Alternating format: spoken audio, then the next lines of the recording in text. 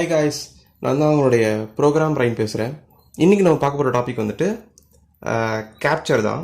Already நான் part 1ல் வந்துட்டு என்ன சொல்லி கொடுத்தேன் அப்படின்னா, கேப்சர் அப்படின்ற கான்செப்டில் ஃப்ரீக்வன்சி, டியூட்டி சைக்கிள், அப்புறமேட்டு வந்துட்டு பீரியட், இந்த மாதிரி சில விஷயங்கள்லாம் இஃப், வைல், டிலே, இன்க்ரிமெண்ட், இந்த மாதிரி சில விஷயங்கள் வச்சு பண்ணிடலாம் அப்படின்னு சொல்லி கொடுத்தேன். ஆக்சுவலாக உண்மை தான், அதை வச்சு பண்ணிட்டு போயிடலாம்.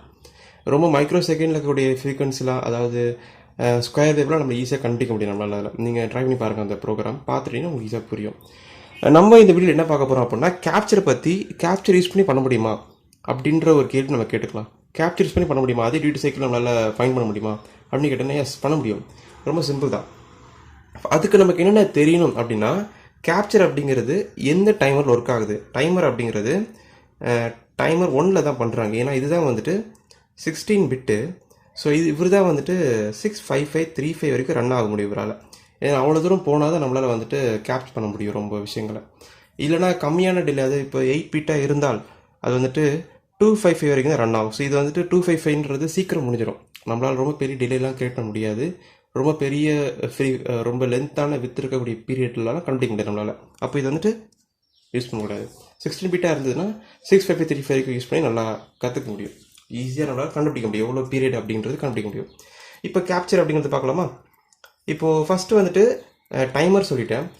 கேப்சருடைய பிளாக் டயக்ராம் பார்க்குறதுக்கு முன்னாடி ஒரு சில விஷயங்கள் நம்ம வந்துட்டு புரிஞ்சால் மட்டும்தான் அது நமக்கு பார்க்கும்போது இன்ட்ரெஸ்ட்டாக இருக்கும், புரியும். அப்போ தான் என்ன விஷயங்கள் அப்படின்னா, ஃபஸ்ட்டு என்னென்ன கண்டுபிடிக்கணும்னு சொல்கிறேன். இந்த வீடியோவுடைய மோட்டோ என்னது அப்படின்னா, டியூட்டி சைக்கிள் கண்டுபிடிக்கணுங்க for using this capture block diagram. கேப்சருக்கு ஒரு பிளாக் டயக்ராம் இருக்குது, அதை வரைகிறேன்.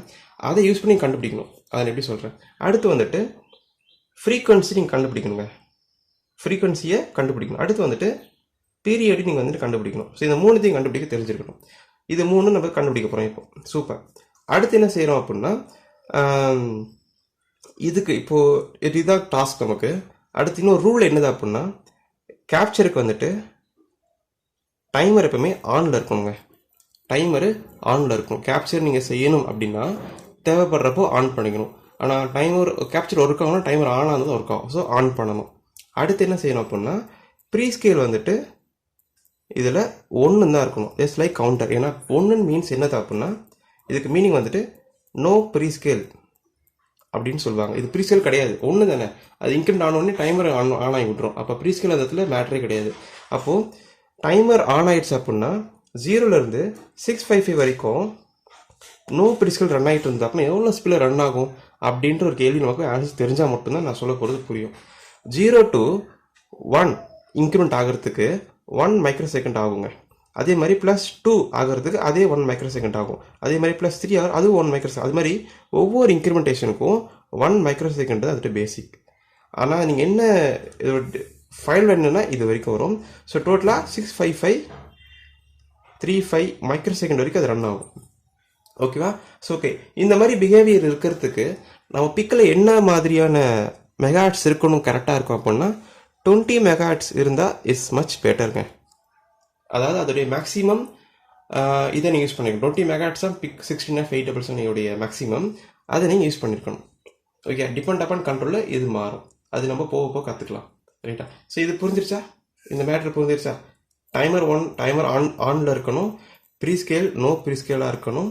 0 ஒவ்வொரு இன்க்ரிமெண்டேஷனுக்கும் நோ ப்ரீ ஸ்கேலாக இருந்ததுன்னா 1 மைக்ரோ செகண்ட் ஆகும். இந்த மாதிரியான பிஹேவியர் நடக்கிறதுக்கு நம்ம பிக்கில் 20 மெகாஹெர்ட்ஸ் யூஸ் பண்ணால் பெட்டராக இருக்கும். இல்லைனா கொஞ்சம் ஃபார்ம்லாம் நீங்கள் கொஞ்சம் எக்ஸ்ட்ரா ஆட் பண்ணுற மாதிரி இருக்கும். இது வரைக்கும் புரிஞ்சிருச்சா, அவ்வளோதானே. ஓகே. ஸோ இதே கான்செப்டை வச்சு நம்ம பிளாக் டயக்ராம் கிரியேட் பண்ண போகிறோம். எப்படின்னா, எப்பயும் சொல்லித்தர மாதிரி தாங்க. ஒரு 555 ஐசி ஒருத்தர் இங்கே இருக்கிறாரு. ஈரான் இப்போ வந்து ஸ்கொயர் வேவ் ஒன்று ஜென்ரேட் பண்ணுறாரு. இப்போ யாருக்குள்ள போகிறாரு அப்படின்னா, இந்த பாக்ஸ் நேம் வந்துட்டு RC0, அதாவது RC2 CCP1ன்னு சொல்லுவாங்க. அதே வந்து CCP2 அந்த பின் எங்கே இருக்குது அப்படின்னா RC1ன்னு சொல்லுவாங்க. ஸோ இந்த மாதிரி சென்டர் பின்னில் கேப்சர், கம்பேர், PWM இந்த 3 ஃபீச்சர்ஸுமே இதில் இருக்குது. அதுதான் CCP, கேப்சர், கம்பேர், PWM அப்படி தான் சொல்லுவாங்க. அதை 3மே இருக்கிறதுனால. ஸோ இப்போ நம்ம இந்த பின் யூஸ் பண்ணிக்க போகிறோம். இதில் கேப்சர் இது மட்டும் யூஸ் பண்ண போகிறோம், கேப்சர் மட்டும் யூஸ் பண்ண போகிறோம். அதனால கேப்சர் படிக்க போகிறோம். இப்போ இந்த பாக்ஸ்க்கு அடுத்து என்ன நடக்குது அப்படின்னா, ப்ரீ ஸ்கேல் இருக்குதுங்க. இவங்க ஒரு ப்ரீ ஸ்கேல் இருக்குது. ஓகே, இது நான் அப்புறமா சொல்கிறேன். இப்படி நீங்கள் கேள்வி கேட்கலாம், என்னப்பா நீ டைமில் தான் ப்ரீஸ்கேல் இருக்குன்னு சொன்னேன், என்னப்பா நீ கேப்சரில் ப்ரீஸ்கேல் பேசிக்கிட்டு இருக்க அப்படின்னு கேட்கலாம். நீங்கள் எப்போ கேப்சர் யூஸ் பண்ணுறீங்களோ உங்களால் டைம் இருக்க ப்ரீஸ்கேல் யூஸ் பண்ண முடியாது. ஏன்னா அந்த ப்ரீஸ்கேல் எங்கே போயிட்டார் அப்படின்னா இப்போ இங்கே வந்துட்டார். ஓகே, இதுக்கு ஒரு ப்ரீஸ்கேல் இருக்கிறதுனால டைமருக்கான ப்ரீஸ்கேல் நீங்கள் யூஸ் பண்ண முடியாது அவங்களால. So that's when you consider no prescale. அதனால தான் நோ ப்ரீஸ்கேல் கன்சிடர் பண்ணிக்கிறாங்க. ஸோ இதில் 1, 4, 16 ஒரு கான்செப்ட் இருக்குங்க. இதில் இந்த மாதிரி நான் ப்ரீஸ்கேல் யூஸ் பண்ணிக்கலாம். என்னன்றதை போக சொல்கிறேன். இப்போதைக்கு ப்ரீஸ்கேல் இங்கேயும் நம்ம என்ன செட் பண்ணிக்கலாம் அப்படின்னா 1ன்னு செட் பண்ணிக்கலாம்.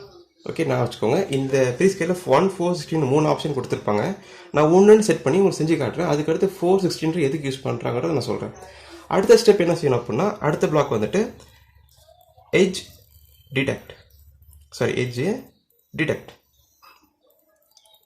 இந்த பாக்ஸ் எதுக்கு அப்படின்னா, இதை பற்றி நான் இப்போ சொல்கிறேன். உதாரணத்துக்கு ஒரு லோ டு ஹை பல்ஸ் இதுக்குள்ளே வருதுன்னு வச்சுக்கலாம். இதுக்குள்ளே ஹை டு போயிருக்கு, ஹையிலேருந்து லோ அந்த மாதிரி பல்ஸ் உள்ளே போயிருக்குன்னு வச்சுக்கலாமா. இது இங்கே போகும், இது இங்கே வரும். நமக்கு இதுலேருந்து இது டிடெக்ட் ஆகணுமா ஆர் இதுலேருந்து இது டிடெக்ட் ஆகணுமா அப்படி சொல்கிறது தான் இது. உங்களுக்கு எந்த இடத்துலேருந்து டேட்டா வேணும். உதாரணத்துக்கு எனக்கு லோ டு ஹை கொடுத்தா அப்படின்னா இங்கேருந்து மட்டும் எனக்கு ஆன் பண்ணி அது டைம் எனக்கு காட்டும்.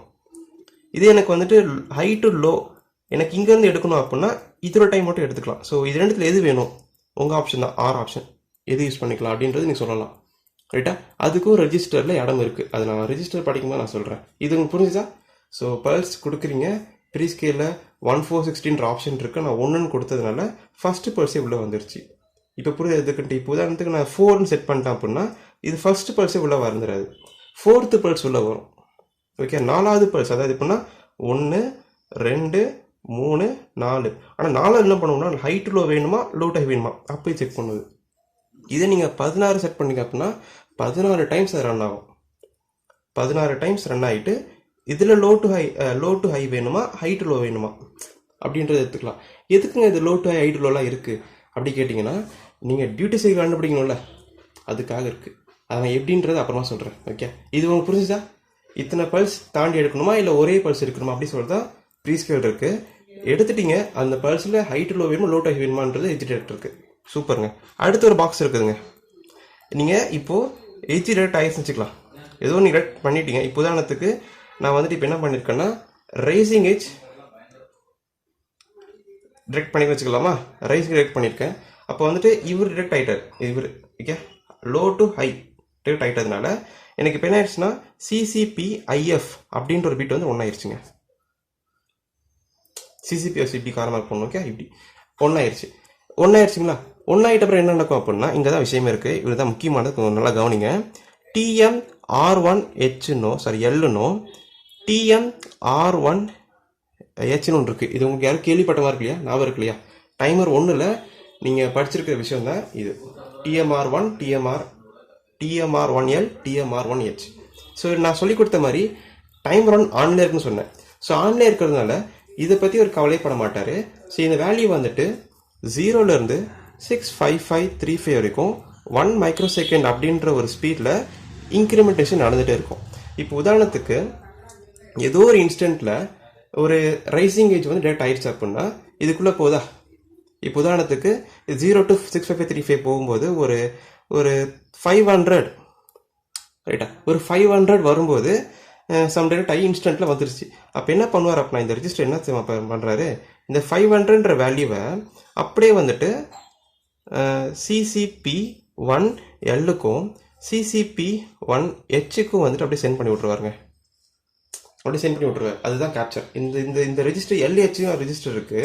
இதுவும் வந்துட்டு 16 பிட் ரெஜிஸ்டர் தான். அதாவது 8 பிட்டை பிரிச்சிருப்பாங்க. 8 பிட் இதில் இருக்குது, 8 பிட் இதில் இருக்கும், பிரிச்சிருப்பாங்க. அந்த பிட்டை போய் டேட்டா ஸ்டோர் ஆகிருக்கும்.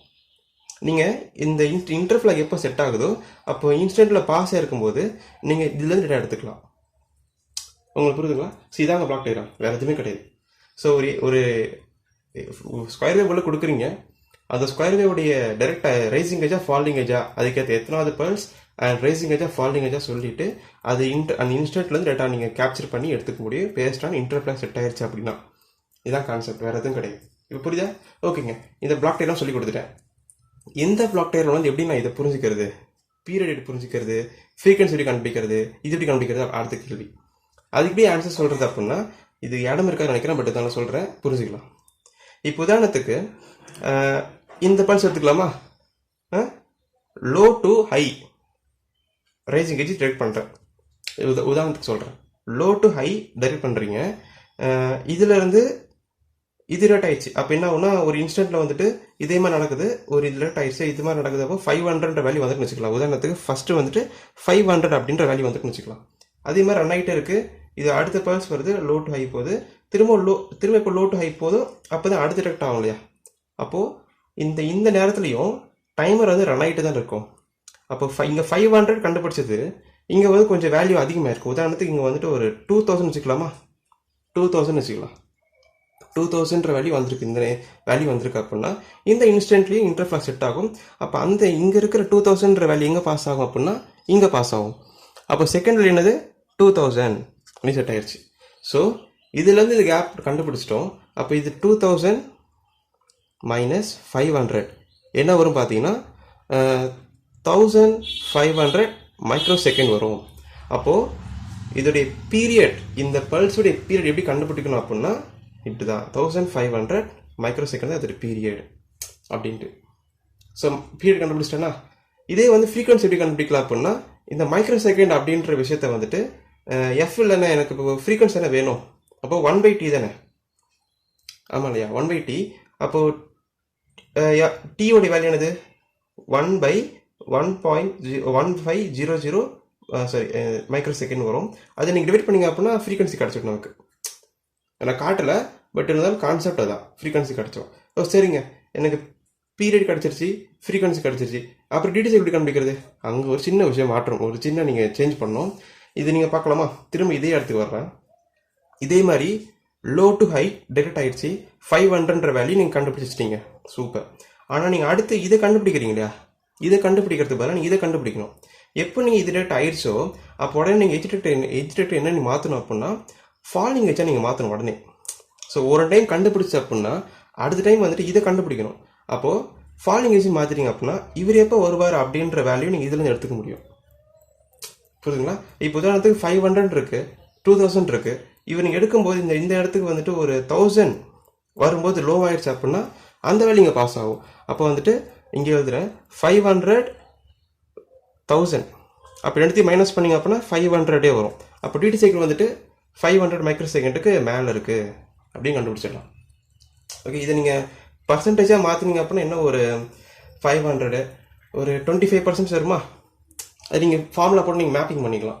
ஓகே, இந்த வேல்யூ இருந்தால் இந்த வேல்யூ இங்கே போடணும், அந்த மாதிரி மேப்பிங் பண்ணிக்கலாம். ரொம்ப இருக்குன்னு நினைக்கிறேன், பட் இருந்தாலும் நான் வந்துட்டு ஐ வில் ட்ரை. ஓகே, நான் நெக்ஸ்ட் டைம் பண்ணும்போது இன்னும் கொஞ்சம் நீட்டாக பெரிய பேப்பரில் ஒரு சார்ட் பண்ணி போட்டு ட்ரை பண்ணுறேன். But is fine. ஓகே, எனக்கு புரிஞ்சிருக்குன்னு நினைக்கிறேன் நல்லாயிருக்கும்.